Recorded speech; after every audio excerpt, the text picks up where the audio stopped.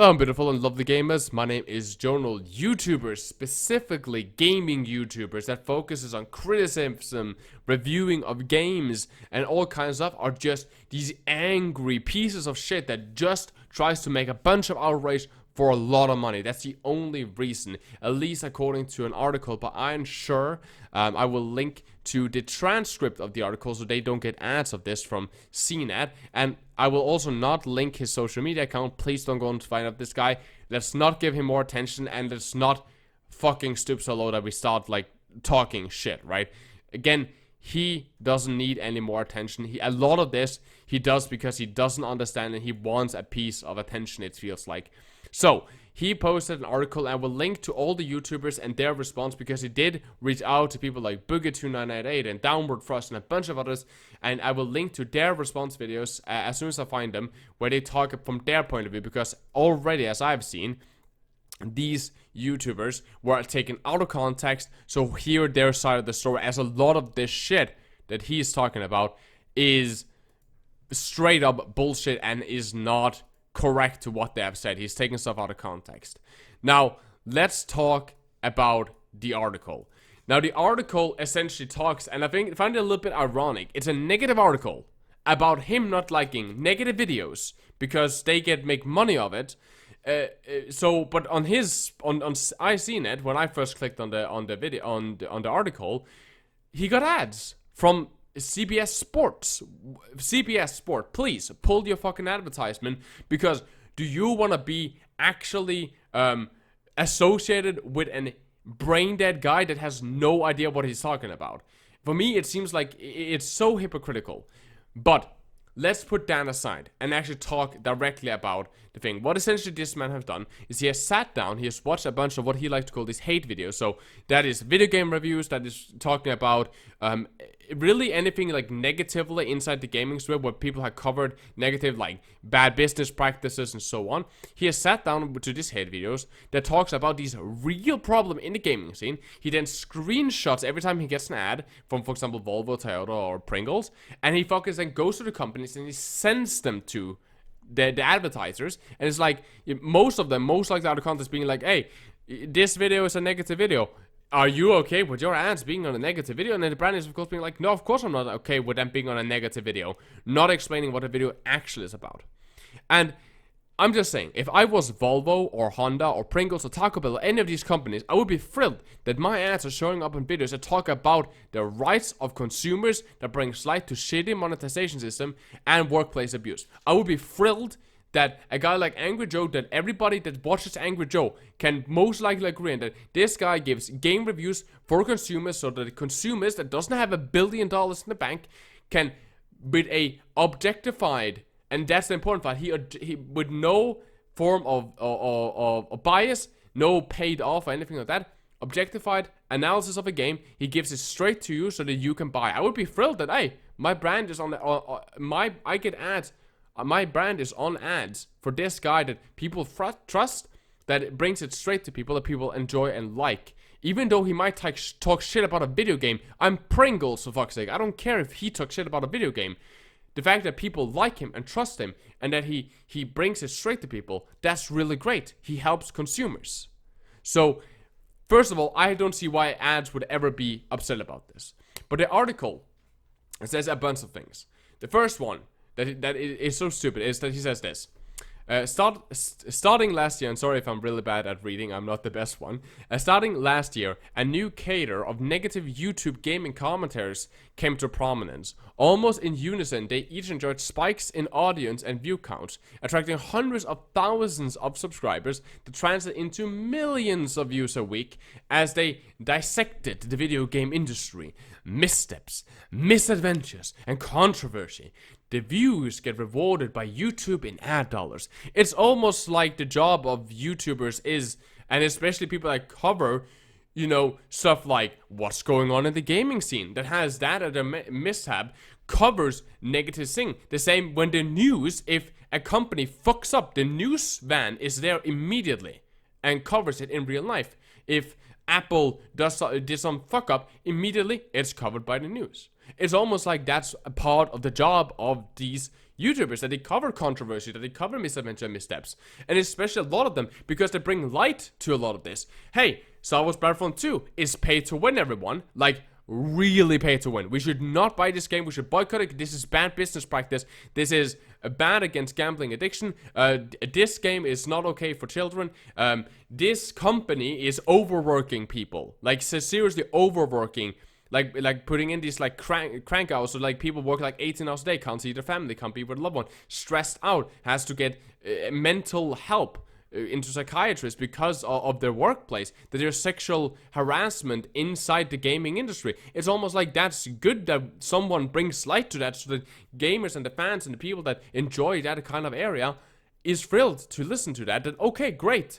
This is good that we brought light on, so that we can fucking change it inside our community. It's almost like that's a good thing. Now, does that mean that every YouTube video should be a hateful one? No, it shouldn't. And I wanna quote a YouTuber that I talked to a long time ago. It's a little bit. He's called Cliff Theorize. He's an Overwatch YouTuber, and he has a lot of videos with these kind of almost like. You can almost call them very like clickbaity titles with like negative, like, oh, little too late, Overwatch is dying, and so on, that I talked to. And as he liked to say to himself, and I'm paraphrasing a lot because this is a long time since I heard that quote, but it's a really good one. Because just because a thumbnail or a title, it sounds negative, right? Like the end of Activision, or World War III is dying, or the problem with World War III, the problem with Battlefield, or something like that. Does that mean that the video is negative? Does it mean giving criticism to something immediately means that you don't like the thing? I know a lot of people that have said that, hey, this is bad in, for example, Overwatch. We don't like this. Or I, as a YouTuber or content creator, doesn't like this. This is my opinion. I don't like this. Here's a suggestion to fixing it. Just because something sounds negative in the thumbnail or the titling doesn't actually mean that it is a negative video.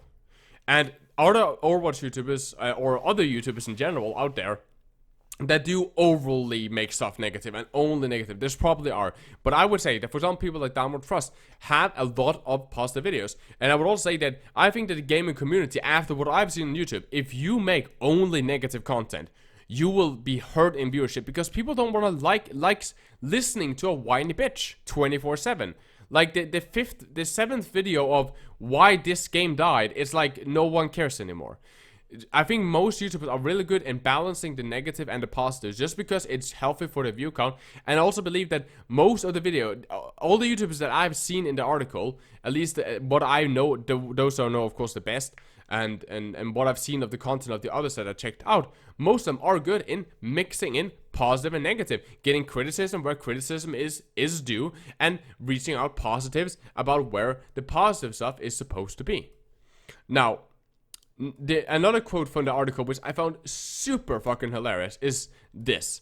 Their negativity comes in many forms. Some YouTubers produce a stream of video criticizing every imaginable fault a game could have.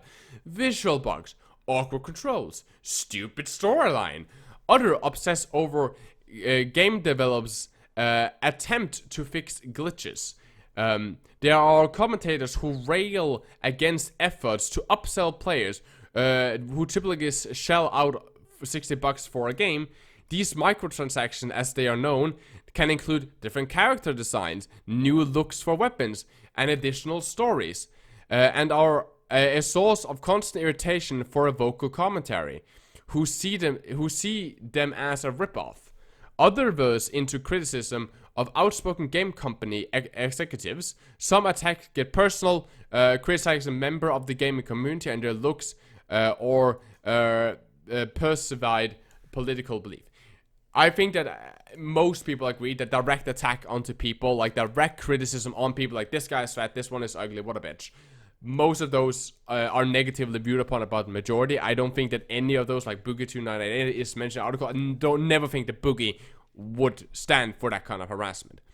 Now, the other part of the thing is like, he's mad that people are negative about what he called like every imaginable fault a game could have, like visual bugs. You mean, so like when I'm glitching everywhere? You mean awkward controls? You mean when I'm reviewing a game, I'm not allowed to tell people, hey, the game looks like shit, or hey, the game doesn't feel good. Stupid storylines. Hey, you just bought a $60 game. The storyline sucks dick. Don't buy the $60 game. right? Other obsessed with game developers attempts to fix glitches. Motherfucker, Fallout 76 was with glitches from like the last game. Yes, we are mad about that because it seems like there's actually no effort into something that we are giving money for.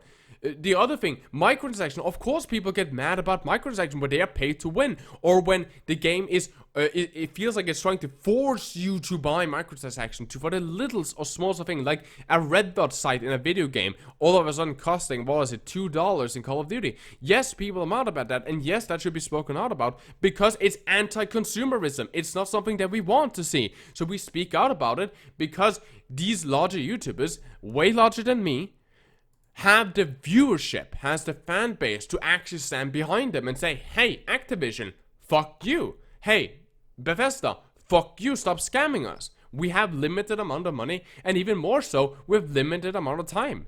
So it's not like we can just sit down and spend money and just like toss money at companies if the product is not good. This is why they review games like that, to make sure that the customers, that the people, that the fan base of the YouTubers actually get a good thing out. I've been trying to do this myself with video games before. When I play video games, I try to make reviews now, so that my audience will hopefully see that and get an opinion. Okay, is this game for me? Should I spend time and money into this? And okay, how egregious is the monetization practices? Now, the other one is that he clearly doesn't understand what the fuck the job of a YouTuber is. So here he says not. So he says here, Legacy Kill HD, who lists his name as Michael on Twitter, and like Denny, which is another YouTuber who was referred over in the article, didn't comment for this story post. Didn't comment for this story. Post videos to his more than 500,000 subscribers that include thumbnails written in all caps. Gamers are angry. Damage control. The huge problem.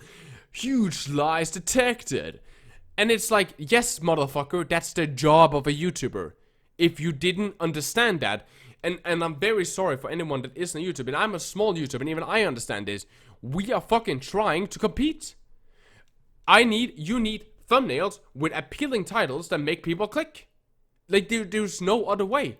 Because if not, then everyone else that's already doing these appealing titles will take the views away from you. So it won't get views, so it won't get promoted, so it won't get anything out. So you can have the best video in the world. Like, it can be so good. It can be the best game review, or the best light on a topic, or covering like sexual harassment or something like that. But if your fucking thumbnail doesn't stick out, you most likely won't get any views. Your subscriber count doesn't matter. It doesn't get promoted to a lot of subscribers. One of my videos not too long ago,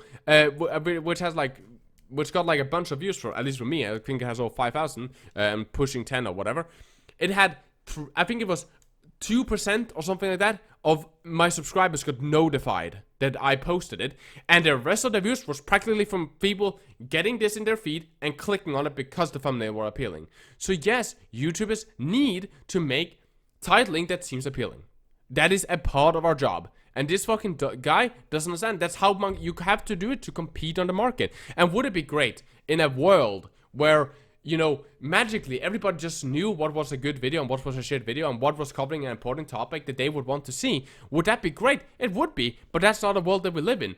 In here, you gotta give a title and an opinion that is good. And if that video, for example, if you say, the huge problems with, for example, the huge problem, right? And then you use like EA, Activision logo or something like that, right?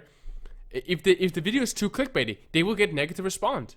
They won't get the subscribers. They will get disliked, and their fan base will say, "Hey, dude, we don't like this clickbait." I have been subscribed to a YouTuber before that posted too much clickbait, and I unsubscribed because like every time I clicked on the video, I was expecting one thing, I got something completely different, and I got really, really mad. So I was like, "Fuck it."